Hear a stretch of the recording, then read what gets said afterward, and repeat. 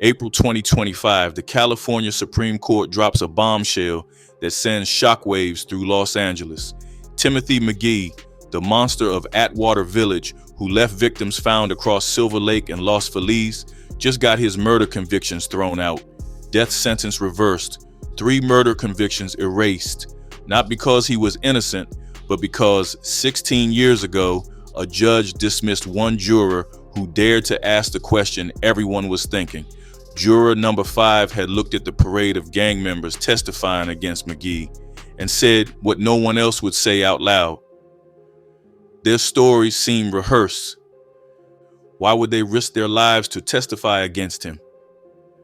The judge called it bias, removed the juror. The Supreme Court called it a violation. Justice Goodwin Liu wrote the unanimous opinion. The removal of a dissenting juror undermines the integrity of the entire verdict. Let that sink in. A shot caller responsible for a crime spree between 1997 and 2001, convicted of murdering Ronald Martin, 16-year-old Ryan Gonzalez, and Marjorie Mendoza, walks off death row on a technicality.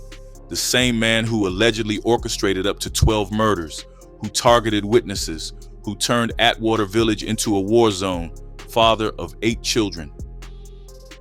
And now, no longer condemned to die. This is the story of Timothy Joseph McGhee, known on the streets as Huero for his pale complexion, Eskimo for his mixed Scottish-Mexican heritage.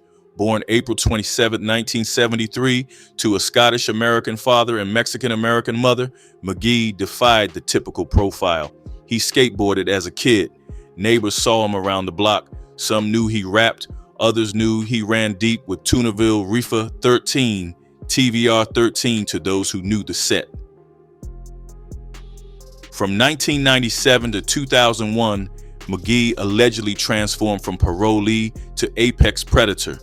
No formal job, always on parole, but running one of LA's most violent cliques. The prosecutors painted him as a man who treated murder like sport. His own rap lyrics, pulled from notebooks seized during his arrest, read like a hit list. Threats against witnesses, promises of violence, descriptions of past crimes. McGhee claimed it was all fiction. The jury didn't buy it. Ronald Martin was shot multiple times in 1997, a Frogtown member who crossed into the wrong territory.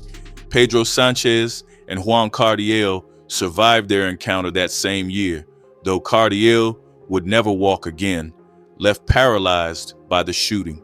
July 4th, 2000, Independence Day turned into attempted cop killing when McGhee allegedly shot at 2 LAPD officers. Ryan Gonzalez was just 16 when McGhee allegedly executed him in Tunerville territory. And on November 9, 2001, Marjorie Mendoza was sitting in a car when shots penetrated the windshield. Her girlfriend survived, Marjorie didn't, but here's where the story takes its darkest turn. That same night Mendoza died, a woman named Christina Duran sat in an interrogation room with LAPD detective Jose Carrillo. She knew things, she'd seen things. She gave a videotaped statement implicating McGhee. Within weeks, Christina Duran was dead. Killed like she knew she would be. McGhee was never charged with her murder. No witnesses would come forward, but everyone knew.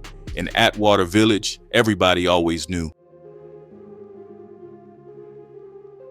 To chart McGhee's bloody ascent, you must first map the territory of his gang, Tunerville Reefer 13. TVR-13 wasn't just another Vario, it was an institution in Atwater Village claiming territory since the 1930s. By the time McGhee came up, the neighborhood was changing. Gentrification creeping in from Silver Lake, Frogtown pushing from one side, rascals from another, and in the middle of it all, a pale-skinned, half-Scottish Vato who nobody saw coming. McGhee did his first real stretch from 1993 to 1997. 4 years for assaulting a police officer. Prison is where reputations crystallize, where shot callers are made.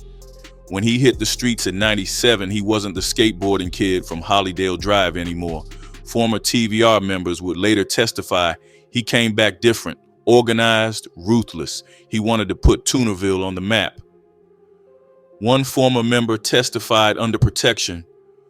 Huero ran the hood with an iron fist. You didn't question him. You didn't look at him wrong. He'd smile at you one minute, eliminate you the next. The prosecution's gang expert broke down the hierarchy.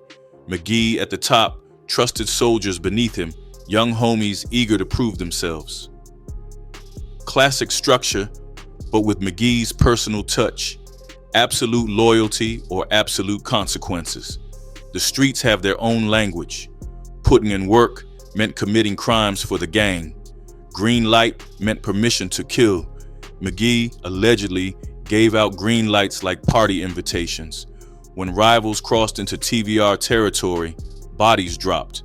When members showed weakness, they got checked. When witnesses talked, they got visited. Detective Frank Salerno, who'd worked the gang units for decades, later said, McGhee was different from typical shot callers. Most lead from jail. McGhee was hands-on. He'd commit the acts himself. That's rare at his level. Prosecutors presented evidence that McGhee personally participated in multiple shootings, not just ordering them. Ballistics linked the same gun to several murders, a gun McGhee allegedly kept close. The rap lyrics found in his possession told their own story. One verse read, "Snitches get stitches, witnesses get ditches, TVR-13 handling business." Another promised, "Frogtown gonna cry, rascals gonna die, Toonerville on the rise." McGhee's attorney argued these were artistic expression, fiction like any rapper's lyrics. But when those lyrics matched actual murders, the line between art and evidence blurred. Here's what separated McGhee from other gang leaders. He understood fear as currency. Every murder sent a message. Every shooting was advertising. Ryan Gonzalez, just 16, killed in broad daylight in Toonerville territory. That told rivals their children weren't safe. The attack on LAPD officers on July 4th, that told police TVR wouldn't back down. Marjorie Mendoza, shot in her car, that told everyone that nobody was untouchable. By 2001, McGhee had allegedly built TVR into what prosecutors called a criminal enterprise. Illegal substances, extortion, witness intimidation, all under his control. But success in the streets draws attention. LAPD formed a task force. FBI got involved. The noose was tightening. McGhee knew it. That's when the violence escalated. November 2001 became the most violent period. Mendoza died on the 9th. Christina Duran gave her statement that same night. Then Duran was dead too. The message was clear. Talk to police, join the victim count.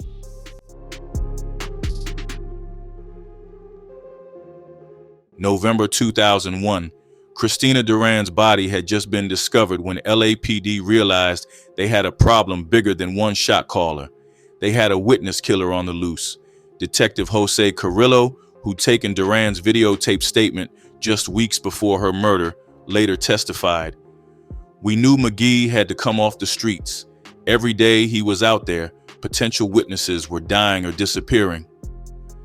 The manhunt that followed was unlike anything Northeast Division had seen. Multi-agency task force, LAPD, FBI, U.S. Marshals. McGhee's face plastered on newspapers, wanted posters in every liquor store from Atwater to Eagle Rock. 10 most wanted list, rewards offered. But in the barrio, nobody talked. They'd seen what happened to Christina Duran.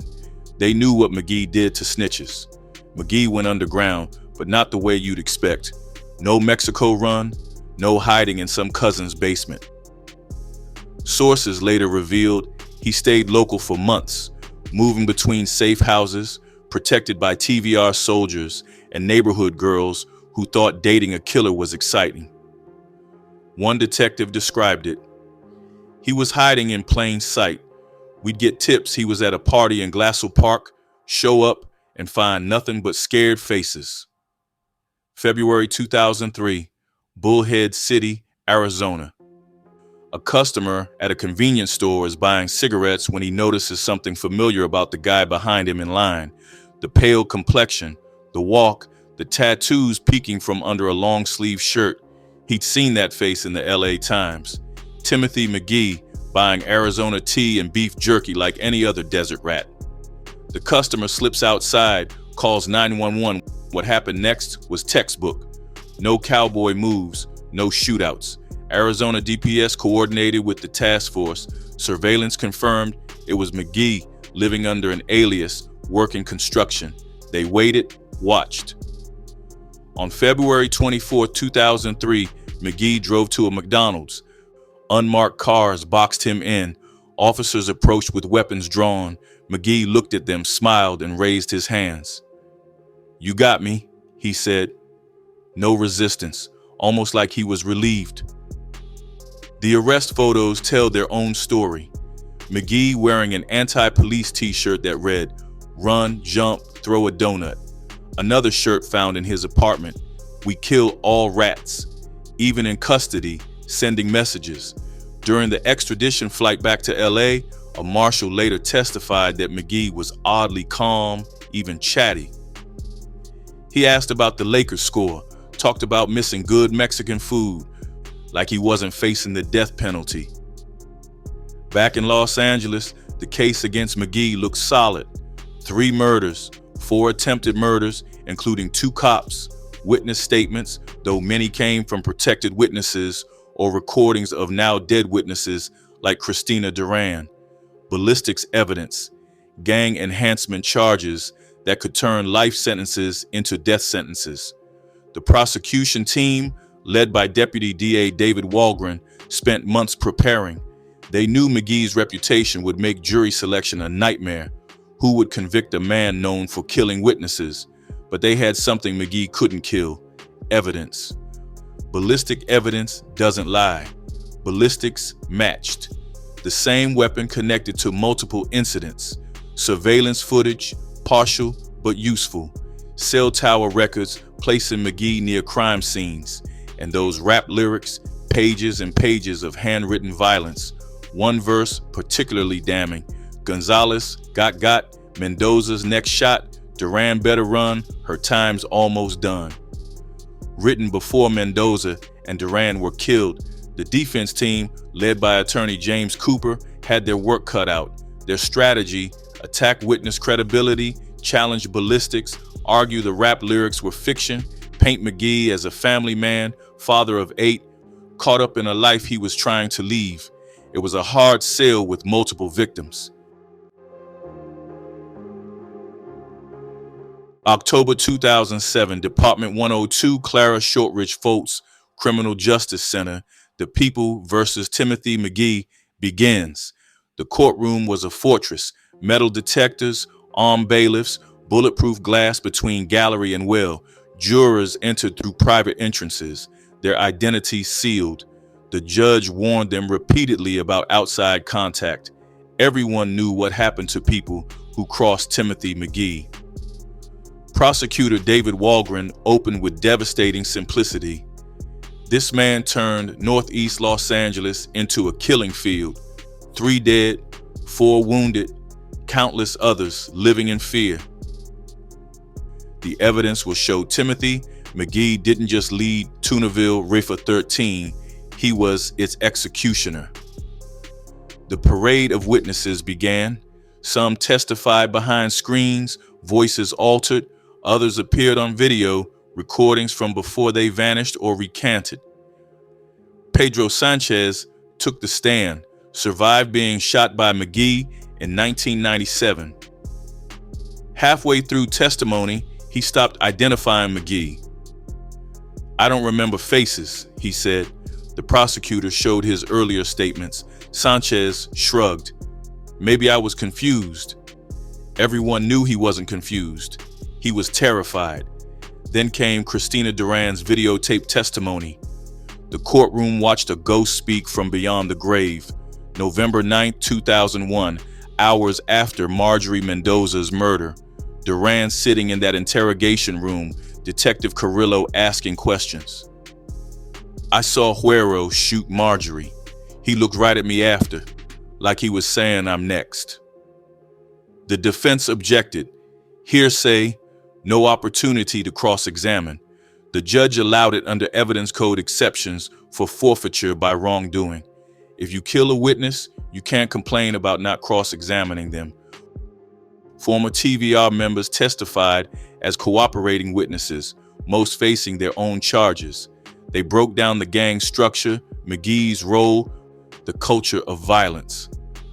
One described McGhee's reaction after killing Ryan Gonzalez. He was laughing, said the kid looked surprised, like he couldn't believe it was happening. The defense attacked their credibility, criminals cutting deals for reduced sentences, but their stories matched.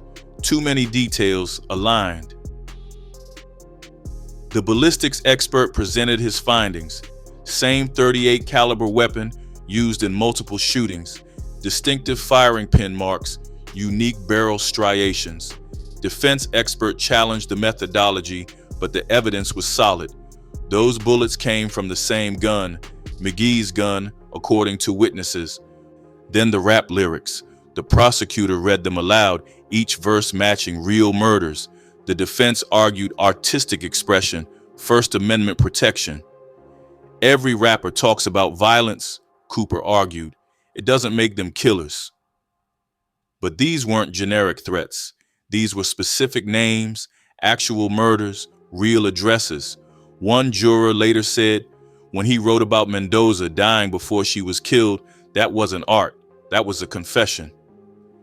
McGhee never testified, his right to remain silent, but his presence dominated the courtroom, the way witnesses avoided eye contact, the way even hardened gang members shifted nervously when discussing him. One witness had a panic attack on the stand, had to be escorted out. The fear was palpable. October 25, 2007, after 3 weeks of deliberation, the verdict, guilty.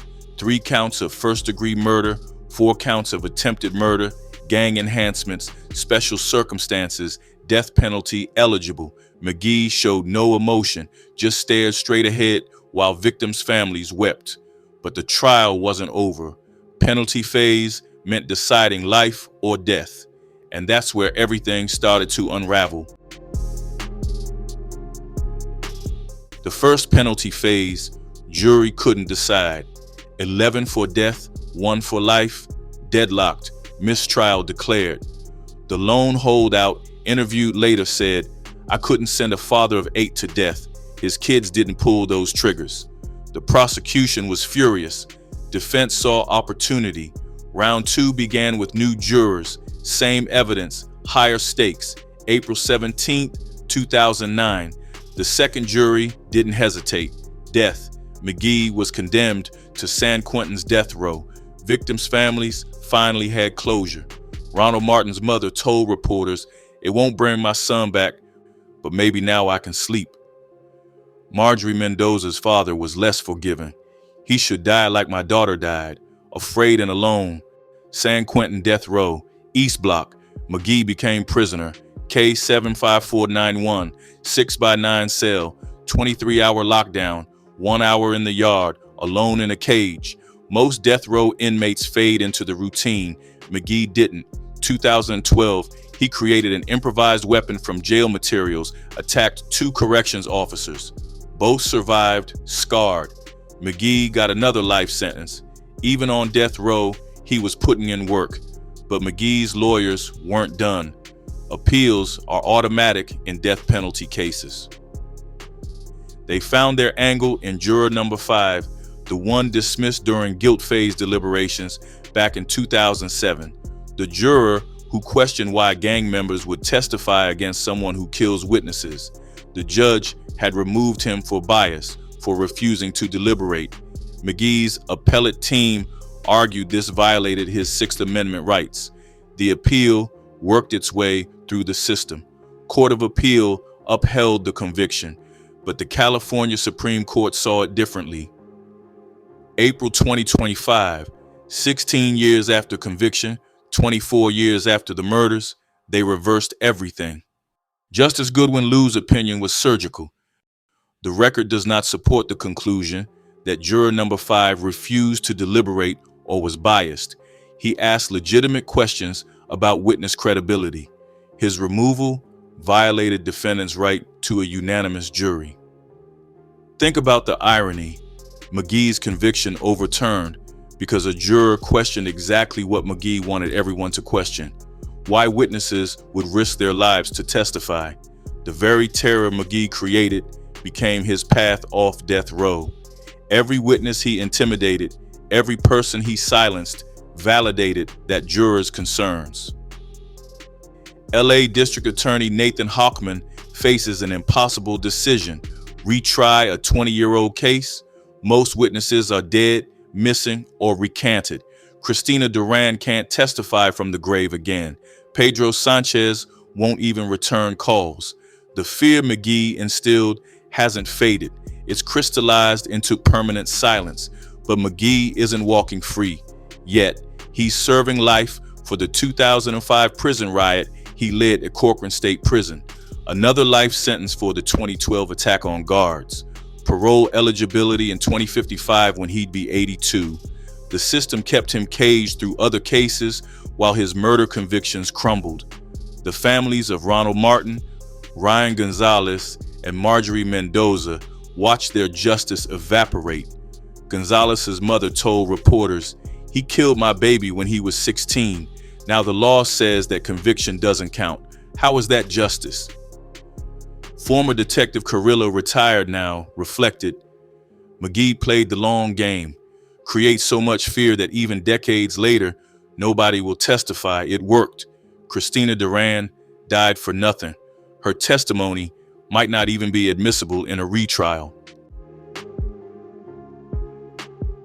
Dr. James Gilligan studied violence for 40 years before encountering McGhee's case.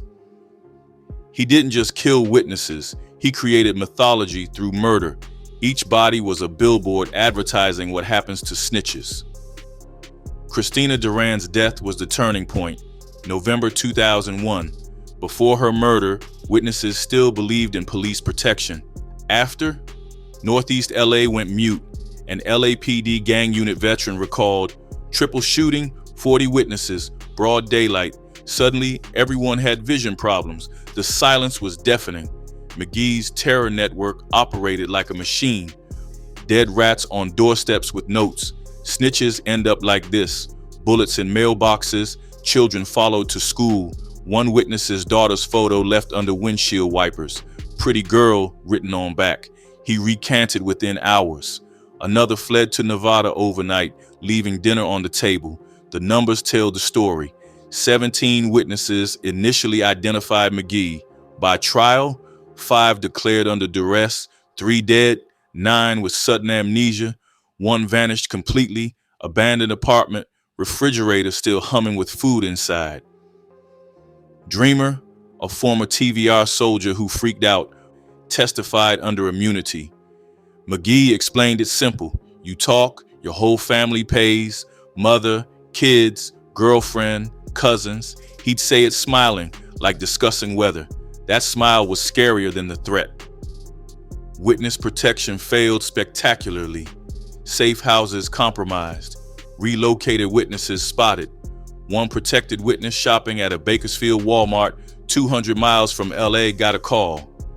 Nice store on Rosedale Highway. He stopped cooperating immediately. McGhee had eyes everywhere. Even rivals studied his methods. A Frogtown shot caller admitted, "Most leaders order hits from prison. McGhee pulled triggers personally." When the CEO handles wet work himself, the psychology changes. That personal touch created different fear. The terror infected the legal system. Jurors requested armed escorts. Prosecutors found death threats spray painted on driveways. Drop the case or drop dead. Court reporters leave mid-trial. One judge upgraded home security 3 times. McGhee never ordered these directly. His reputation did the work. From death row, the intimidation continued through coded letters, visiting room whispers. 2 potential witnesses died in 2011, years after conviction, officially unrelated. The streets knew better. Detective Carrillo's notebook contains one chilling assessment. McGhee armed fear like no gang leader I've seen. He didn't kill everyone, just enough to make everyone else calculate odds. Most decided silence meant survival. Atwater Village still doesn't discuss McGhee days, spoken like naming a plague. The trauma passed through generations. Parents lost children, survivors carry scars, witnesses carry guilt. A community learned that sometimes speaking truth means signing death warrants. That lesson hasn't been forgotten. 24 years later, Atwater Village wears new faces. Artisan coffee shops and million-dollar renovations cover old crime scenes. But veterans of those streets remember. They speak in befores and afters. Before McGhee's arrest, after the terror ended. Some wounds never fully closed. The official count, 3 murders, 4 attempted murders. But Detective Carrillo's retirement obsession suggests more. 12 possible killings between 1997 and 2001. Cold cases with McGhee's signature. Bodies in the LA River.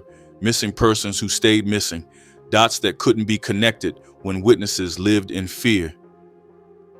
8 children grew up visiting prison glass. One son, now 30, carries the weight. People hear my name and step back. I was 5 when they arrested him. I'm not him, never knew him really, but I'll always be Timothy McGhee's son. Tunerville, Reefer. Fractured without its shot caller. Federal RICO indictments, internal warfare, gentrification. The gang McGhee built to dominate now barely survives. Yet his ghost haunts every generation. Young members who never met him swear on Huero like invoking a deity. His case revolutionized witness protection. The Christina Duran protocols, immediate relocation, new identities, federal marshals became standard practice. Her death wasn't meaningless. It exposed fatal flaws in how we protect those brave enough to testify. Every witness saved owes something to her sacrifice.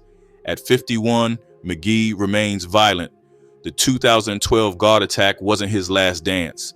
Contraband phones in 2018, suspected assault orders in 2020, prison gang organization plans in 2023.